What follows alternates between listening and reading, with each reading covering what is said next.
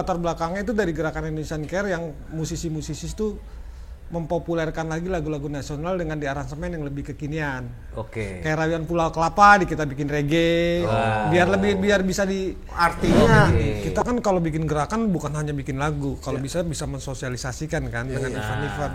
Masuknya lirik ini tuh apa gitu ya? Kalau sampai panas, semua kita berdiskusi lah.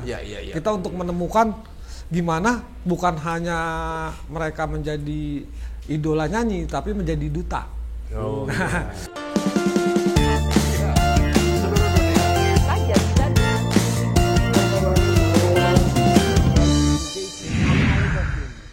Luar biasa. Meja makan. Lama kita tidak bertemu karena Pak Kris sudah sehat. Kita semangat syuting lagi. selamat malam. Sehat tuh? Jumpa lagi, sehat harus. Sehat Dan semangat itu yang penting. Siap. Kemarin kita rehat untuk perenungan hidup. Bukan sakit saya. Untuk merenungi kehidupan. Perjalanan kehidupan. Supaya mawas diri. Sehingga sehat diri. Itu. Oke. Top. Jadi kita harus terus bergembira. Ya. Berkreasi untuk kegembiraan hidup. Oke. Oleh karena itu penting sekali kita sering bernyanyi. Ini hubungannya dengan tamu kita. Tamu kita itu seorang founder gerakan musik di Indonesia. Indonesian Care, menjaga Indonesia. Apa yang harus dijaga? Lewat nyanyian dan lagu. Jadi lewat merawat karya. Indonesia, bukan menjaga dalam pengertian merawat. Merawat Indonesia melalui lagu, melalui karya, melalui karya seni, terutama adalah lagu. Dunia seni musik terutama. Dan mereka sekarang ini mau melakukan apa ya? Rencana sebuah gerakan. Gerakan lagi ya. Nah, tapi kita kenalin dulu deh. Tatang Wahyudi. Selamat malam. Pak Kris dan Mas Bayu. Nah, gimana? Sehat ya? Alhamdulillah. Sehat semua lagi. Jadi saya dengar Indonesian Care mau ngadain nyanyian festival nyanyian anak negeri ini. Ya. Apa itu? Jadi dulu kan gue sebenarnya gerakannya di Indonesian Care dulu, barengan sama musisi-musisi. Jadi gua, Pai, ada Yuke, barengan sama beberapa musisi lah, banyak lah rombongan. Jadi kita waktu itu diskusi-diskusi tentang kalau kita sebagai musisi sebetulnya peran kita terhadap nasionalisme bentuknya apa sih? Kan gitu. Peran musisi terhadap merawat kebangsaan merawat kebangsaan ya kan. Karena kan musisi kan juga paling nggak banyak ya lagu-lagu nasional yang founding father kita kayak dulu W.R. Supratman, beberapa pecinta-pecinta lagu nasional. Mereka kan juga artinya berjuang di bidangnya lah, melalui lagu dengan spirit mereka, spirit nasionalis mereka, menaikkan imunitas masyarakat rakyat pada waktu itu untuk spirit nasionalis kebangsaan mereka tumbuh. Kadang-kadang kalau kita dengerin pidato nggak masuk, tapi kalau dengan lagu itu, kena. Ya seperti Rayuan Pulau Kelapa. Indonesia Pusaka aja kita nyanyi masih nangis kita kan. Indonesia Pusaka kalau dinyanyiin kalau kita lagi pergi ke luar bisa. Denger itu kita nyanyi dalam aja kadang-kadang masih menetes air mata.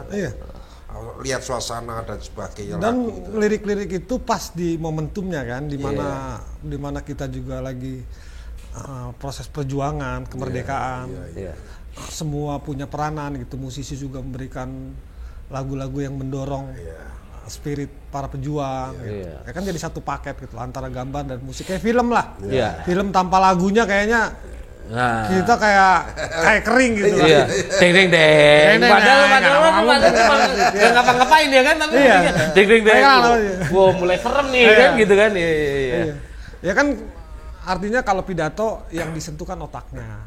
dalam festival nyanyian anak negeri itu seperti apa konsepnya? Nah, itu latar belakangnya itu dari Gerakan Indonesian Care yang musisi-musisi itu mempopulerkan lagi lagu-lagu nasional dengan diaransemen yang lebih kekinian. Oke. Kayak Rayuan Pulau Kelapa kita bikin reggae, biar bisa di. Artinya lagu-lagu zaman perjuangan dulu, iya, kita dan juga lagu-lagu nasionalisme yang terbaru kan juga ada. Ada. Ya. Itu dikolaborasikan, dikompilasi apa? Kompilasikan ya. Benar ya, dikompilasikan menjadi sebuah karya bersama yang kemudian dipanggungkan bersama dengan genre yang baru atau bukan genre. Ya termasuk genre juga ya. Disegarkan. Disegarkan kan ya. Kalau dulu mungkin alat musik terbatas, studio rekaman terbatas, equipmentnya juga masih terbatas, ya kan? Sekarang dengan zaman yang lebih mutakhir ini, bagaimana sih kita memotret lagu itu? Dengan semangat, dengan suasana kekinian yang bisa diterima sama masyarakat anak-anak sekarang lah. Sebenarnya kita kan momentumnya kan mereka yang punya, kita cuma memaintain aja, maintenance. Bagaimana mempopulerkan lagi lagu-lagu nasional. Nah, itu lagu-lagu sekarang itu sedang diproses, dipilih oleh sebuah timnya nanti ya, yang akan memilih lagu-lagu itu, kemudian aransemen baru. Dan bersama banyak musisi yang terlibat di situ kan. Siapa aja tuh yang terlibat tuh? Itu maksud saya. Pertama produsernya pasti ada Pai. Produsernya Pai. Ya, di album pertama banyak terlibat, kayak ada Iwaka, Tepeng almarhum Stephen Coconut, ada kakak juga nyanyi, Senan, ada Dul, banyak sih ya sebetulnya. Yang sekarang rekaman yang baru ada Jirok, ada banyak musisi yang terlibat. Nah, dari situ kita merasakan kalau dari musisi sebetulnya waktunya terbatas ya, karena mereka hanya bisa bikin album. Tapi kan untuk aktivitas lainnya kayak gini, kita kan kalau bikin gerakan bukan hanya bikin lagu, kalau bisa mensosialisasikan kan dengan event-event. Masuknya lirik ini tuh apa, gitu ya? Sampai kita bikin namanya dulu di kampus-kampus musik kebangsaan, bedah musik kebangsaan. Biasanya kan di kampus kan bedah buku, bedah musik kebangsaan, misalnya lagu Rayuan Pulau Kelapa lahir pada tahun berapa, dalam keadaan apa gitu, dalam peristiwa apa gitu. Nah itu dikaji. Nah kita berapa kampus, hampir semua kampus besar kita udah datang, udah dan kebetulan rame ya, antusiasnya di mahasiswa pun suka gitu waktu itu kita. Nah dari perjalanan itu kita diskusi lagi tuh, kita harus punya regenerasi nih. Akhirnya buatlah, gimana kalau kita bikin festival tapi yang berorientasi sama nilai kebangsaan. Tapi bukan hanya dari bisa nyanyi kerennya doang gitu. Keren bawain lagu Rayuan Pulau Kelapa misalnya, bukan cuma mereka itu. Tapi cara berpikir mereka, hatinya juga harus nasionalis. Gimana gitu, kayak lagu Islam misalnya, yang nyanyinya Opik misalnya. Kan artinya pada saat dia nyanyi Islam, tapi memang kebatinannya, keimanannya memang kuat di Islam gitu. Sehingga kan nilainya akan berbeda gitu. Nah itu kita tingkat penghayatannya beda. Kebayang. Nyanyi lagu nasionalisme, tapi sehari-harinya amburadul. Nah itu kita pikirin tuh, akhirnya kita coba aja kita satu festival itu kan ada, kalau di kita kan yang tren kayak Indonesian Idol ya. Indonesian Idol, kita pengen bikin idol baru nih. Tapi yang berorientasi dengan nasionalisme, tapi tidak mengurangi kualitas musiknya. Tetap itu jadi prioritas, kita harus keren, harus bagus itu. Tapi gimana iman nasionalismenya juga harus kita bangun. Iman nasionalisnya. Akhirnya kita bikinlah itu festival nyanyian anak negeri. Lahirlah itu festival nyanyian anak negeri. Kita konsepnya bareng-bareng. Ada penggagas, ada Bang Doli, ada Pak Hendra, ada Pai, ada Dul, ada beberapa musisi, ada orang DPR juga, ada Abarido juga, ada orang yang terlibat di orang Lemhanas. Semua kita berdiskusi lah. Kita untuk menemukan gimana bukan hanya mereka menjadi idola nyanyi tapi menjadi duta. Jadi duta anak negeri gitu. Mereka yang bisa mensiarkan kepribadiannya sudah nasionalis, terus lagu-lagu yang kita kasih juga lagu-lagu tentang lagu daerah, lagu kebangsaan. Nah, itu niat kita. Kayak ada antara Miss Universe dan Indonesian Idol di satu. Jadi nanti akhirnya produknya itu ingin menjadi penyanyi yang benar-benar mengindonesia. Ya. Dan berindonesia. Rencana begitulah. Iya. Menunjukkan warna keindonesiaan sebenarnya kan gitu. Iya. Terus itu bedanya dengan festival lain apa sih? Ya itu tadi bedanya ada di perjalanan kita ketemu beberapa kementerian kebudayaan, Ekrab, terus ketemu Menteri Olahraga, ketemu menteri yang lain lagi, terus ketemu Gubernur Lemhanas dan mereka merespon. Merespon semua dan mereka mendukung. Yang akhirnya teraminilah ide-ide kita ini dari musisi. Jalaninlah. Kalian mampu merajut semangat kebangsaan itu di pemerintahan juga ya. Dan kebetulan pemerintah Pak Prabowo ini support. Ya, kebetulan memang saya melihatnya ada persamaan dalam kebijakan orientasinya Pak Prabowo tentang bagaimana pentingnya nasionalisme, kecintaan terhadap bangsa. Nah dari situ kan kita capture, artinya ada persamaan di situ. Jadi kebetulan kita kan juga jalannya sudah lama, sudah 13 tahun. Indonesian Care sudah 13 tahun. 13 tahun gitu. Jadi dan kita juga kan harus regenerasi. Kalau musisi-musisi terus kan waktunya juga nggak ada, mensosialisasikan kan susah. Nah kalau dengan kita regenerasi tiap tahun dan kita artinya begini, coba untuk kita buat justifikasi lain, artinya gini, loh kita juga harus menciptakan idol, kan yang lain-lain IP-nya internasional kan, tapi kan kita kalau yang nasional mungkin Abang None ya. Ya Abang. Itu untuk Jakarta. Udah ada Jakarta ya. Cuman kalau kita bikin di setiap provinsi ada lah. Kalau kita bikin langsung mengklaim bahwa festival nyanyi radar negeri dan mereka akan jadi duta anak negeri misalnya, kan moralnya nanti mereka kedorong di situ. Terus apa yang membuat mereka akan menjadi duta anak negeri itu apa? Apa mereka dilatih atau bagaimana? Nah nanti diinkubasinya tuh di Lemhanas. Jadi musisi diinkubasi di Lemhanas. Ngeri. Ya kebetulan ya. Nggak pejabat aja tuh. Bukan hanya pejabat aja. Yang diinkubasi di Cuman mungkin tidak hanya pejabat aja yang harus memiliki pemantapan nilai-nilai kebangsaan, nilai-nilai Pancasila. Kan gitu kira-kira ya. Berapa lama itu di Lemhanas tuh mereka diinkubasi? 13 hari ya. Taplay. Jadi pemantapan nilai. Pemantapan nilai. Terus nanti juga kan akan dibantu sama kementerian-kementerian lain, dari kebudayaan, dari kepemudaan, dari industri kreatif. Ini yang ditaplaykan itu peserta yang mengisi acara saja atau gimana? Peserta itu kan pengisi acara kan? Iya, pesertanya ini kan nasional. Nah kebetulan ini kan kita udah masuk ke penyisihan. Jadi ini sih sudah setengah jalan nih, sudah 70%. Artinya seluruh Indonesia yang pesertanya sudah masuk. Berapa banyak tuh? Kita karena persiapan kemarin cuma 3 bulan, jadi dari 500-an ya peserta. 500 yang terdaftar 500. Nantinya rencana berapa? Sudah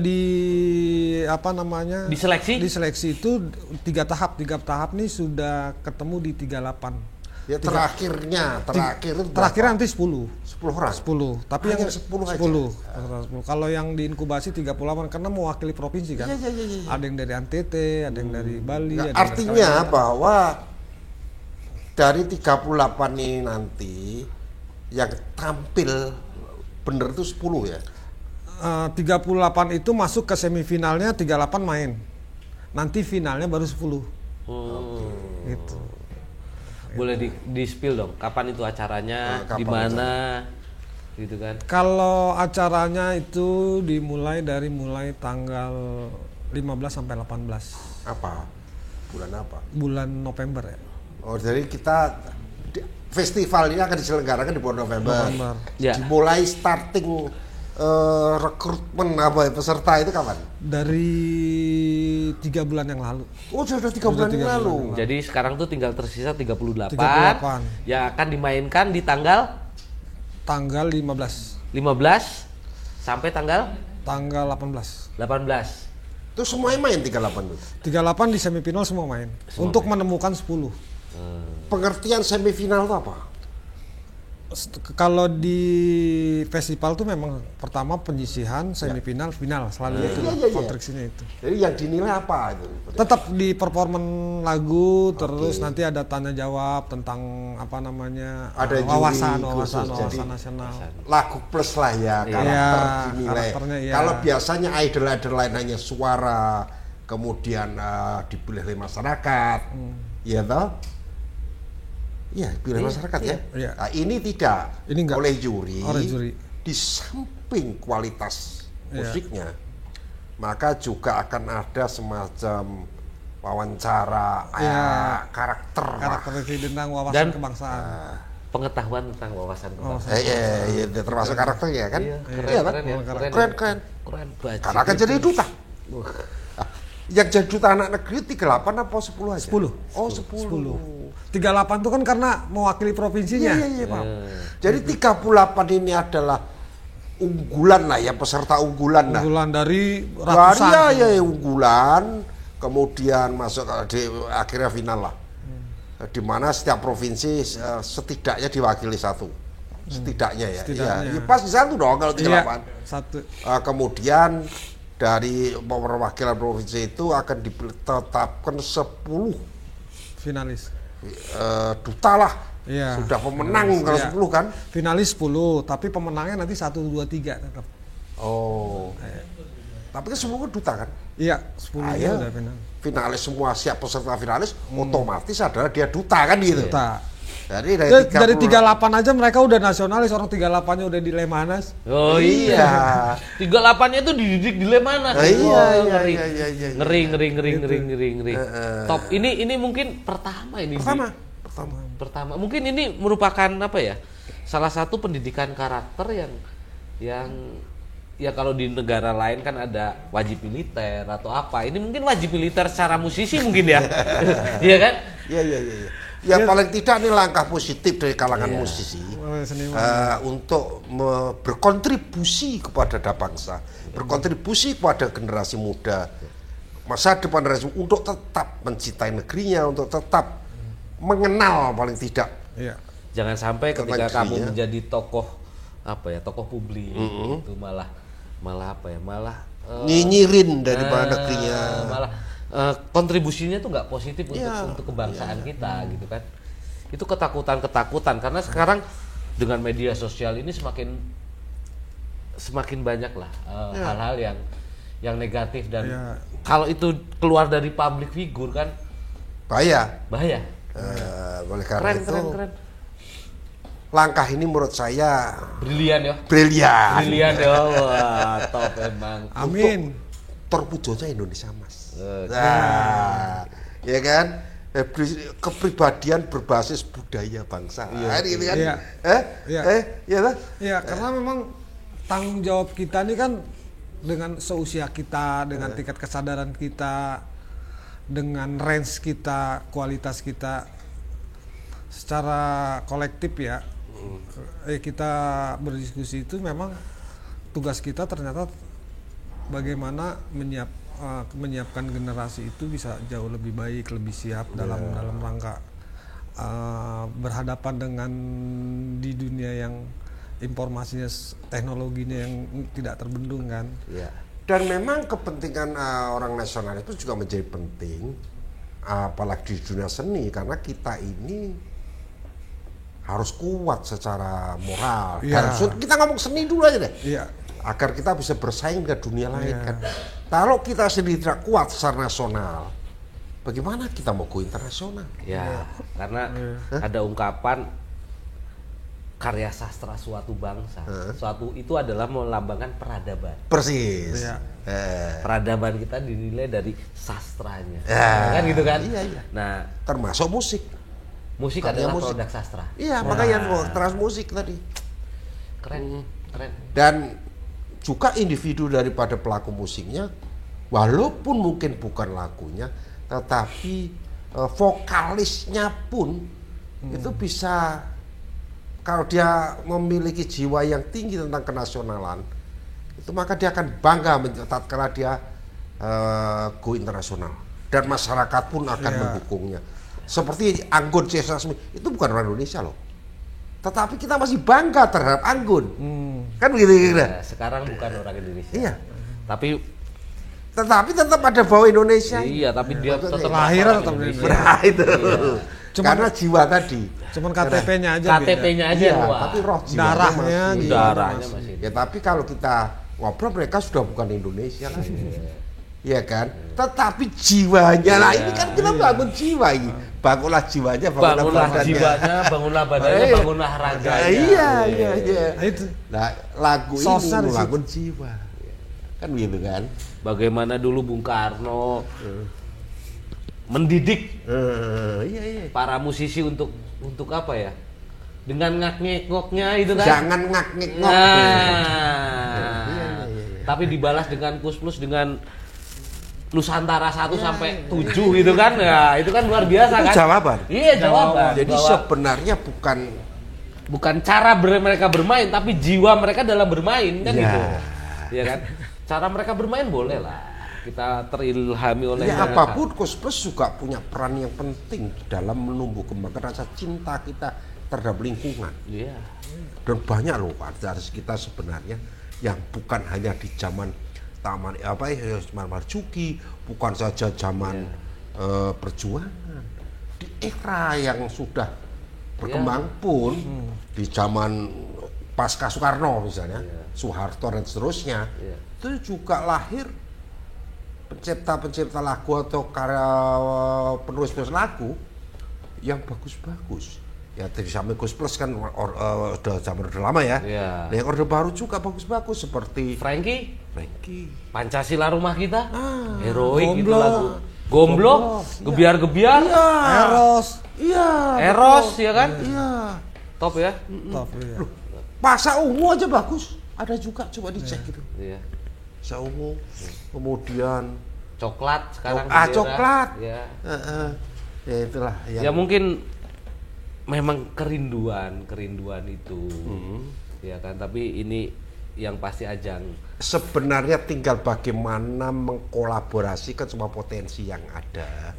Ini yang sedang dimainkan oleh kawan-kawan. Nah, ini luar biasa, dan masyarakat harus tahu dan menunggu kapan festival anak negeri, nyanyian anak negeri ini akan menggelekar di Indonesia melalui forum ini, melalui meja makan, kita kumandangkan bahwa di November nanti festival akan disiarkan langsung. Tanggal 15 sampai 18. Nah, 3 hari.